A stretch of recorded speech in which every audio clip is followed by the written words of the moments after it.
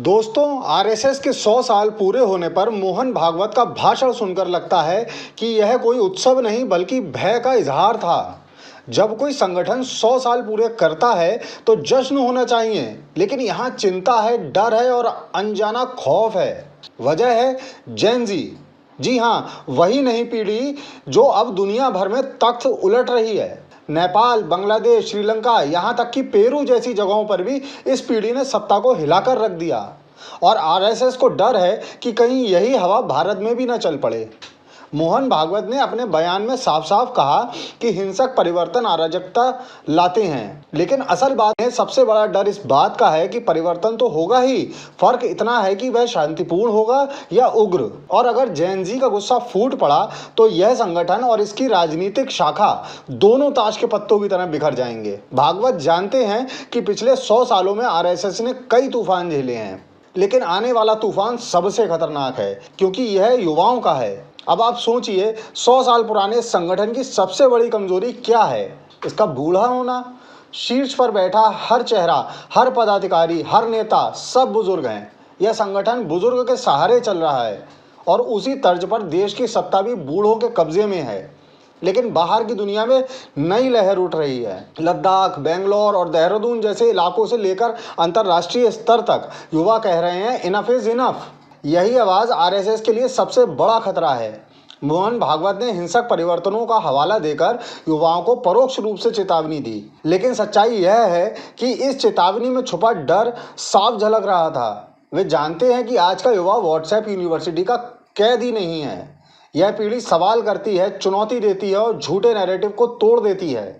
RSS की पूरी राजनीति इस पर टिकी रही कि लोग सवाल ना करें, लेकिन जब सवाल पूछने वाली पीढ़ी सामने खड़ी हो गई तो आरएसएस का 100 साल पुराना आत्मविश्वास डगमगा गया। सोचिए, दुनिया के वो देश जो कभी आर्थिक, सामाजिक और राजनीतिक रूप से हमारे पड़ोसी और भाई जैसे थे, वहाँ युवा लहर ने सब कुछ बदल दिया।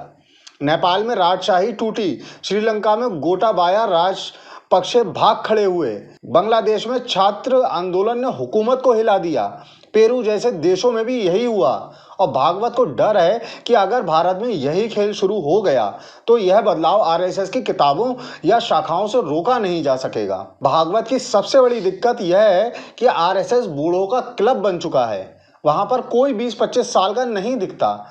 युवा शाखा में नहीं आ रहे क्योंकि उन्हें वहां पुरानी प्रार्थनाएं और घिसी पिटी विचारधारा की घुट्टी पिलाई जाती है। लेकिन वही युवा इंस्टाग्राम और यूट्यूब पर दुनिया देख रहा है।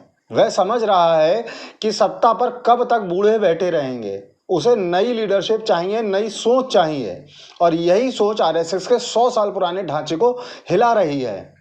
भागवत का यह कहना कि हिंसा से अराजकता होती है और बाहर की ताकतें फायदा उठाती हैं, दरअसल डर का दूसरा नाम है, क्योंकि भारत की ताकतों से भी ज्यादा डरावना है भीतर की ताकत। युवाओं का असंतोष। बाहर से दुश्मन आएगा तो एकजुटता होगी, लेकिन जब अपने ही घर के बच्चे सवाल उठाते हैं तब पूरा महल हिल जाता है। आरएसएस का 100 साल पुराना महल अब दरक रहा है, क्योंकि नींव में दरार जेन जी डाल रही है। विडंबना देखिए, भागवत का यह भाषण आरएसएस की शक्ति नहीं बल्कि उसकी कमजोरी का प्रमाण है।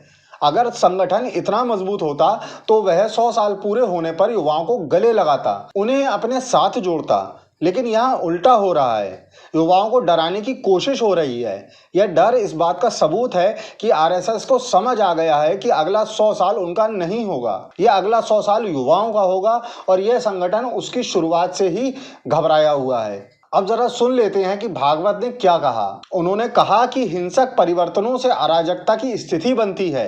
हिंसक परिवर्तनों से उद्देश्य नहीं मिलता, बल्कि अराजकता की स्थिति में बाहर की ताकतों को खेल खेलने का मौका मिल जाता है। लेकिन बाहर की दुनिया में नई लहर उठ रही है। लद्दाख, बेंगलोर और देहरादून जैसे इलाकों से लेकर अंतर्राष्ट्रीय स्तर तक युवा कह रहे हैं, इनफ इज इनफ। यही आवाज़ आरएसएस के लिए सबसे बड़ा खतरा है।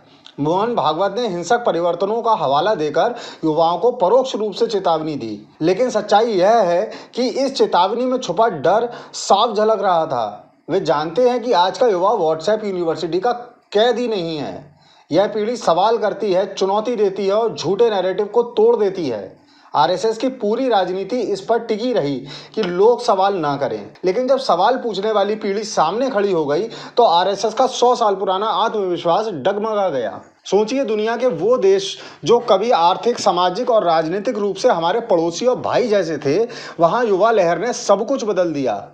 नेपाल में राजशाही टूटी, श्रीलंका में गोटाबाया राजपक्षे भाग खड़े हुए, बांग्लादेश में छात्र आंदोलन ने हुकूमत को हिला दिया, पेरू जैसे देशों में भी यही हुआ। और भागवत को डर है कि अगर भारत में यही खेल शुरू हो गया तो यह बदलाव आरएसएस की किताबों या शाखाओं से रोका नहीं जा सकेगा। और सबसे जरूरी, पड़ोसी देशों में ऐसा होना हमारे लिए चिंता का विषय है, क्योंकि वो पहले हमारे लोग ही थे। असल में जैन जी की सबसे बड़ी ताकत यह है कि वह सवाल पूछती है और जवाब मांगती है। यह पीढ़ी भ्रष्टाचार पर चुप नहीं बैठती, महंगाई को चुपचाप नहीं झेलती और न ही यह धर्म और जाति के झगड़ों में आसानी से फंसती है। यही बात आरएसएस और सत्ता दोनों के लिए खतरनाक है।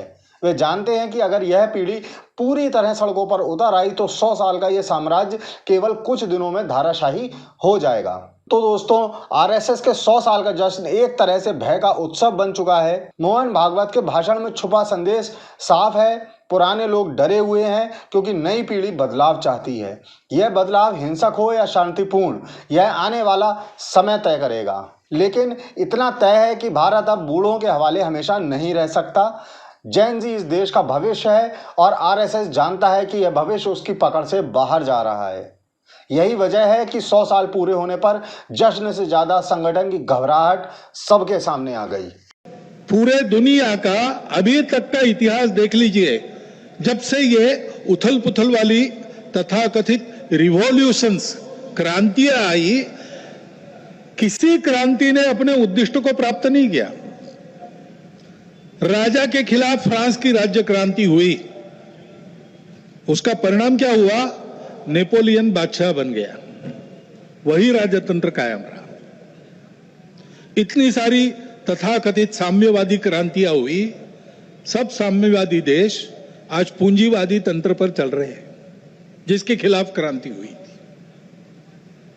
ऐसे हिंसक परिवर्तनों से उद्देश्य नहीं प्राप्त होता है, उल्टा इस अराजकता की स्थिति में देश के बाहर की स्वार्थी ताकतों को अपने खेल खेलने का मौका मिलता है। और इसलिए हमारे पड़ोसी देशों में जो उथल पुथल हो रही, ये हमारे ही देश है, वे हमसे दूर नहीं है। कुछ वर्ष पूर्व भारत ही थे, हमारे अपने हैं। उनमें इस प्रकार की अस्थिरता उत्पन्न होना, ये हमारे लिए, हम केवल उनके पड़ोसी हैं इसलिए नहीं, वो सब हमारे अपने देश है, इसलिए चिंता का विषय है। और आप हमसे जुड़े रहने के लिए सब्सक्राइब करें YouTube पर, फॉलो करें Twitter पर और लाइक करें Facebook पर। और ज्यादा जानकारी के लिए आपको टाइप करना होगा सिर्फ न्यूज़ नशा।